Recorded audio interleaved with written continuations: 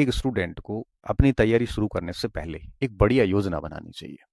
देखो, योजनाओं के बिना आप लक्ष्य विहीन हैं। आपके पास में बढ़िया प्लानिंग होना चाहिए कि जैसे अभी आप वरिष्ठ अध्यापक की तैयारी कर रहे हो या अध्यापक की कर रहे हो या व्याख्याता की कर रहे हो, तो आपके पास एक प्रॉपर प्लानिंग होनी चाहिए कि मुझे किस तरह से काम करना है कि एटलीस्ट 3-4 बार सिलेबस पूरा हो जाए और बहुत सारा रिवीजन हो जाए, बहुत सारा आपकी प्रैक्टिस हो जाए। ये सारी चीज़ें आपको पहले से एक बढ़िया से योजना बनानी है। देखो, योजना बनाएंगे तभी अपन योजना लागू कर पाएंगे। अगर योजना बनाई ही नहीं है तो लागू क्या कर पाओगे? भले ये योजना आप दिमाग में बनाओ। जैसे जैसे मैं मान लो फर्स्ट ग्रेड की तैयारी कर रहा होता अभी या सेकंड ग्रेड की कर रहा होता, तो मुझे पता मेरे पास में अभी 7 महीने हैं या 8 महीने हैं या 4 महीने हैं। तो मैं ऐसी प्लानिंग करता कि भाई पहले 4 महीने मुझे एक बार ये कोर्स पूरा कम से कम 4 महीने में, अधिकतम सॉरी, पूरा कर लूंगा। उसके बाद मैं ये करूंगा, उसके बाद ये करूंगा, ऐसे करके। और परीक्षा से पहले मैं एक बार, 15 दिन पहले एक बार फिर कोर्स पढ़ लूंगा। इस तरह से एक अच्छी प्लानिंग पहले आप करिए। प्लानिंग कर ली। प्लानिंग में क्या चीज़ें ध्यान रखनी है कि एटलीस्ट 3 से 4 बार सिलेबस हो। प्लानिंग में क्या ध्यान रखना है कि खूब सारा रिवीजन हो। और प्लानिंग में क्या ध्यान रखना है कि खूब सारी प्रैक्टिस हो। क्योंकि बिना रिवीजन और प्रैक्टिस के कभी भी कोई भी विद्यार्थी सफल नहीं हो सकता। क्योंकि एक बार पढ़ने से आपको फ्रूट नहीं मिल पाएगा। एटलीस्ट 3 से 4 बार, 5 बार पढ़ते हैं और उसकी खूब सारी प्रैक्टिस करते हैं, तब जाके हमें पता चल पाता है कि वास्तव में किस तरह से चीजें हैं वो परीक्षा में आती है और किस तरह से हम उसका उत्तर निकालने में सक्षम होते हैं। तो एक बढ़िया प्लानिंग कीजिए। उसके बाद क्या करना है आपको? अच्छे से पाठ्यक्रम का हर एक पॉइंट याद कीजिए कि पाठ्यक्रम में क्या है और क्या नहीं है। हमें टेक्निकल टीम कई बार बताती है कि सर, 10 में से 5-6 फोन ऐसे होते हैं बच्चों के, कोर्स लिए हुए बच्चों के, जिनको ये नहीं पता कि सिलेबस क्या है। मुझे बड़ा दुख होता है कि आप व्याख्याता की तैयारी कर रहे हैं, आप वरिष्ठ अध्यापक की तैयारी कर रहे हैं और आपको नहीं पता कि सिलेबस में क्या है और क्या नहीं। पाठ्यक्रम अच्छे से पता हो और उसके बाद में एक सीमित सी लिमिटेड सामग्री जो है वो आप जो है वो आपके यूं कहिए कि सामग्री हो। और सामग्री कैसी हो? बहुत लिमिटेड हो। बहुत अधिक सामग्री नहीं, बहुत लिमिटेड सामग्री हो। कम से कम सामग्री आपके पास में होनी चाहिए ताकि आप उसको रिवीजन कर सको। तो देखो, पाठ्यक्रम बढ़िया पढ़ लिया, सिलेबस पढ़ लिया और उसकी सामग्री को चयन कर लिया, फिर भटकना नहीं है। क्योंकि आप कहीं पे भी जाओगे, जैसे लाइब्रेरी चले गए, लाइब्रेरी में पास बैठा हुआ बच्चा जो है वो आपको भटका देगा। वो कहेगा ये किताब काम की नहीं है, आप ये लेके आ जाओ। क्यों? वो कौन तय करने वाला? वो तो खुद संघर्ष कर रहा है। उसको तो खुद को नहीं पता कि परीक्षा कैसे पास करनी है। और अगर मान लो कर भी ली है, तो जरूर थोड़ी किसी ने परीक्षा पास कर ली वो सबसे वो बताएगा, वो सारा सही बताएगा। हमने तो टॉपर्स को बिकते हुए देखा है। यहाँ तक कि लोग सिलेक्शन के बाद अलग भाषा बोलनी शुरू कर देते हैं। पढ़ते कहीं और से, बताते कुछ और है। और मैंने चयनित स्टूडेंट्स जितने भी हुए हैं, हम बहुत नज़दीक से उनको नोटिस करते हैं। हम देखते हैं कि पढ़ क्या रहे होते हैं, नौकरी के बाद वो क्या अलग ही बताते हैं। तो क्यों भरोसा करना किसी के ऊपर? आपने अगर सामग्री अपनी चयन कर ली है, तो उसको भगवान मानिए और उसके ऊपर आप अंधे तरीके से लग जाइए। फिर अगर आप डाइवर्ट होते हैं, कोई भी आके एक लाइब्रेरी में आपके सहपाठी आपको डाइवर्ट कर रहा है, तो फिर हो गया काम। आप परिपक्व और समझदार विद्यार्थी तो नहीं है। ये कर लिया। उसके बाद क्या करना है? फिर उसके बाद इस योजना को लागू करना है। और इतना तरीके से करना है कि आपकी योजना जो है वो ढंग से लागू हो। और अगर ढंग से योजना लागू हो गई, परीक्षा तक लगे रहना है, तो निश्चित तौर पे आप सफल हो जाओगे। और जितना इस मार्केट से दूर रहेंगे उतना आपको फायदा होगा। अब इन सब चीज़ों के साथ साथ में और क्या बातें ध्यान रखनी है, ये तो आपको करना ही है। इसके अलावा हर दिन जब प्लानिंग करो तो हर दिन कौन सी और बातों को ध्यान रखना है। जैसे आ, सबसे पहले होता है पाठ्यक्रम को पूरा पढ़ना, पाठ्यक्रम पूर्ण करना। लिमिटेड सामग्री से आपने पाठ्यक्रम पूर्ण किया, आपका दिन का हिस्से में कम से कम पाठ्यक्रम पूर्ण करना, ये तो होना ही चाहिए। अब जैसे सुबह उठे, 5-6 घंटे आपने बढ़िया से सिलेबस पढ़ा। अब एटलीस्ट दिन में 1-2 घंटे प्रैक्टिस होनी होनी चाहिए। हर दिन पाठ्यक्रम पढ़ने के साथ साथ 1-2 घंटे, एटलीस्ट 1-2 घंटे प्रैक्टिस होनी चाहिए। इस हेतु आपको क्या करना है?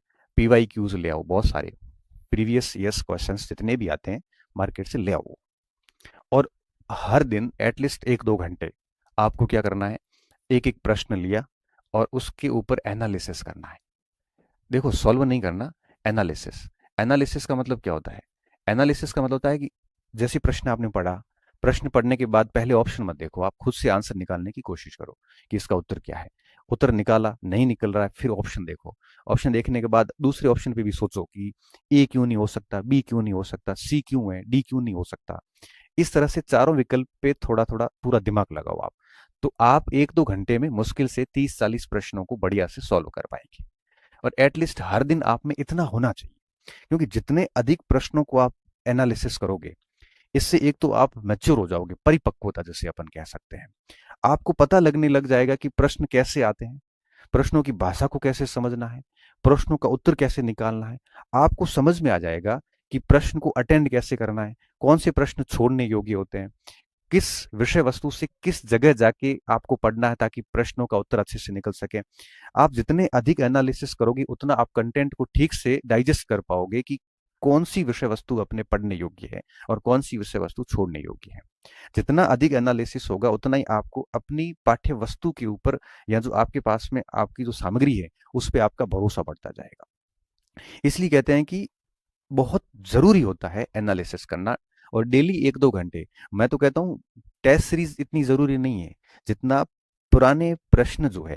पुराने प्रश्न का तात्पर्य ये नहीं है कि फर्स्ट ग्रेड की तैयारी करें तो केवल फर्स्ट ग्रेड के। अरे पुराने प्रश्न का तात्पर्य ये है, जैसे आप सब्जेक्ट की तैयारी कर रहे हैं तो उस सब्जेक्ट के जितने भी पेपर है, चाहे यूपी ने लिया हो, चाहे मध्य प्रदेश ने लिया हो, चाहे यूजीसी ने लिया हो, सारे पेपर्स लाइए और उनका एनालिसिस करिए। एटलीस्ट दिन में 1-2 घंटे तो ये काम करना ही चाहिए। जितना ज्यादा एनालिसिस होगा उतनी आप में मैच्योरिटी आएगी, उतनी आपकी एक्यूरेसी बढ़िया आएगी, और यही आपको समझदार बनाएगा। बाकी आप मूर्खों की तरह अगर पूरे दिन नोट्स या किताब में पढ़ ही रहे हो, उसकी अगर एनालिसिस प्रैक्टिस नहीं कर रहे हो, तो ये वो बात हो जाएगी कि गाड़ी के सारे नियम आपको आते हैं चलाने के, लेकिन आप ड्राइवर नहीं बन पाओगे। ड्राइवर तभी बन पाओगे जब आप सीट पे बैठ के उसकी प्रैक्टिस करोगे, एनालिसिस करोगे, तब जाके आप ड्राइवर बन पाओगे। स्विमिंग के नियम मुझे सब पता है, लेकिन मुझे स्विमिंग नहीं आती। क्यों नहीं आती? क्योंकि उसकी प्रैक्टिस नहीं है। इंग्लिश की ग्रामर के रूल्स हमें पता है, लेकिन हम इंग्लिश नहीं बोल सकते क्योंकि हमारी वो प्रैक्टिस नहीं है। वो सेम बात यहाँ पे भी लागू होती है। अब क्रिकेट के नियम पता होने से आप अच्छे क्रिकेटर नहीं हो सकते। उसी भांति अगर आपको अच्छा करना है एग्जाम हॉल में, तो पढ़ने के साथ साथ में प्रैक्टिस करना बहुत जरूरी है। और प्रैक्टिस पीवाई क्यूज कीजिए, जितने भी पीवाई क्यूज मार्केट में आते हैं आप अपने रूम में रखिए, और जैसे ही टॉपिक पूरा हुआ आप ये काम दिन में, मैंने कहा दिन में 3 चीजें जरूरी है। एक तो ये पाठ्यक्रम पूर्ण करिए, आप अपने रणनीति से चलिए कि भाई 2 घंटे ये पढ़ रहे हैं, 3 घंटे वो पढ़ रहे हैं, वो ठीक है, चल रहा है। मेजोरिटी ऑफ टाइम इसको दे दो, 5-6 घंटे दे दिए, बट 1-2 घंटे आपको पीवाई क्यू को देने हैं। अब आप मुझे कहोगे कि सर पीवाई क्यूज हम कर लेंगे, हम सर एनालिसिस भी कर लेंगे और हम ये सब चीजें कर लेंगे, लेकिन कौन सा पीवाई क्यूज करें? जिस सुबह जैसे आपने इतिहास पढ़ा है, इतिहास में आपने जैसे मिडाइवल पढ़ा है, तो शाम को एनालिसिस मिडाइवल का ही करें या किसका करें? तो मेरी रणनीति ये रहा करती थी, जैसे मान लो कि जनवरी है, जैसे मान लो, ठीक है, और जनवरी में जैसे मैंने आधुनिक भारत और विश्व इतिहास पढ़ा, और फरवरी आया, फरवरी में जैसे मैंने मध्यकाल शुरू किया मान लेते हैं, तो मैं फरवरी के अंदर जो एनालिसिस करूंगा वो करूंगा आधुनिक भारत और विश्व का। क्यों? क्योंकि मेरे वो पूरा पढ़ा हुआ है, मैं पूरी फरवरी उसका एनालिसिस करता रहूंगा। इससे क्या होगा? इससे ये होगा कि फरवरी में मध्यकाल और एक और पार्ट ले लो, राजस्थान का ले लो, इसका तो मेरा पाठ्यक्रम पूरा हो जाएगा, और साथ साथ में जनवरी का पढ़े हुए का पूरा एनालिसिस होता रहेगा। और अब ये एनालिसिस करोगे तो इसका रिवीजन अपने आप साथ में होता जाता है। फिर जब मैं मार्च में 2 नए पोर्शन लूंगा, तो जनवरी और फरवरी का फिर मैं फरवरी के रिवीजन और एनालिसिस पे बल दूंगा। इससे क्या होता है कि आप एनालिसिस प्रश्नों का जब करते हो, तो जो आप पूरा पोर्शन पढ़ चुके हैं, जो छोड़ चुके हैं, जैसे मान लो कि पॉलिटिकल साइंस, जैसे कोई आरएस की तैयारी कर रहा है, अब जैसे वो, जैसे अभी अक्टूबर का महीना चल रहा है, अक्टूबर में वो भूगोल और इकोनॉमिक्स पढ़ रहा है, सितंबर में मान लो उसने पॉलिटिकल साइंस पढ़ के छोड़ दिया, तो अक्टूबर में जरूरत इस बात की रहती है कि अक्टूबर के अंदर वो पॉलिटिकल साइंस का एनालिसिस करे, प्रश्नों को मिलाए। इससे क्या होगा कि 2 सब्जेक्ट का पाठ्यक्रम चल रहा है और साथ में पीवाई क्यू पुराने वाले के चल रहे हैं, तो इससे क्या होगा कि साथ में बने रहोगे आप। तो इस हिसाब से कोशिश करनी चाहिए। और अगर कोई स्टूडेंट मैं कह रहा हूं कि 10 बार सिलेबस पाठ्यक्रम पढ़ ले, और उसने अगर पीवाई क्यूज नहीं किए और उनका अगर एनालिसिस नहीं किया है, तो बहुत संभावनाएं हैं कि परीक्षा हॉल के अंदर गलतियां करके फेल होगा। ये तय बात है। बोलिए आप दुनिया की सारी टेस्ट सीरीज दे दो, जब तक ये एनालिसिस नहीं होगा, अरे बच्चे तो क्या करते हैं मैं देखता हूं कि प्रश्नों को देखते हैं, सीधा पीछे पेज मोड़ के उत्तर देख के लगा के चल जाते हैं। क्यों लापरवाही कर रहे हो ये? अरे एनालिसिस ये नहीं होता। प्रश्न के ऊपर जान लगाइए आप उत्तर निकालने की, तभी समझदारी आएगी, तभी दिमाग के ऊपर जोर डाला जाएगा कि क्या क्या चीजें याद करने की कोशिश की जाएगी। और आज की तारीख में मैं हमेशा कहता हूं कि मेहनती बच्चों की कोई कमी नहीं है। आपकी मेहनत पे मुझे कोई डाउट नहीं है, बट मुझे डाउट इस बात का कि आप ये चीजें नहीं करते। ये चीजें आप नहीं करते। और मैं बताऊं, हम लोग जब तैयारी करते थे, मेरा जो ग्रुप पढ़ता था, ईमानदारी से कह रहा हूं, हम लोग ऐसा कोई दिन नहीं जाता था जिस दिन 20-30 प्रश्नों का बढ़िया से डिटेल्ड एनालिसिस नहीं किया हो। जैसे कोई सिंपल प्रश्न आ गया हमारे सामने, तो वो भी देखते थे कि इसके उत्तर में ये क्यों नहीं है, ये क्यों है। एक एक ऑप्शंस के ऊपर पूरी माथापौड़ी करते थे, 5-7 मिनट एक ऑप्शन को देते थे। और एक परिणाम ये निकल रहा था कि 1-1.5 घंटा, वो 1-1.5 घंटा कौन सा लेते थे हम? भोजन बनाते वक्त ले लिया, या बहुत पढ़ाई में मन नहीं था उस समय, या फिर खेल के आए थे या खेलने जा रहे हैं उस समय, थोड़ा 1 घंटा पहले मन नहीं है पढ़ने का, उस समय हम एनालिसिस का काम करते थे। और एनालिसिस के लिए हमने तय कर रखा था कि जो पोर्शन हम पूरा पढ़ के साइड में रख चुके उन्हीं को एनालिसिस करेंगे। अभी जो करंट का पढ़ रहे हैं, जैसे सुबह आपने आधुनिक बात पढ़ा, शाम को अगर आप एनालिसिस करोगे तो एनालिसिस हो ही जाएगा, क्योंकि दिमाग पे जोर देने की जरूरत नहीं है। सुबह पढ़ा है तो शाम को सारे उत्तर आराम से निकलेंगे। ये एनालिसिस नहीं है। जनवरी का पढ़ा हुए का एनालिसिस फरवरी में करो, और फरवरी वाले का एनालिसिस मार्च में करो, और मार्च में जो पढ़ रहे हो उसका एनालिसिस अप्रैल में करो। पूरा कोर्स हो जाता है, फिर वापस उसको इस हिसाब से घुमा दो। तो एटलीस्ट एक दो, और ये कौन से एनालिसिस करने, ये योजना आपको बनानी है। बट ध्यान इस बात का रखना है कि सुबह पढ़ी हुई का शाम को एनालिसिस करने की जरूरत नहीं है। ये एनालिसिस की आवश्यकता एटलीस्ट 15-20 दिन बाद में होनी चाहिए। इससे क्या होगा, पुराना सब्जेक्ट भी कनेक्ट रहेगा जो आपने पहले 1 महीने पहले पढ़ा है, और नए वाला भी साथ साथ में पढ़ते रहोगे।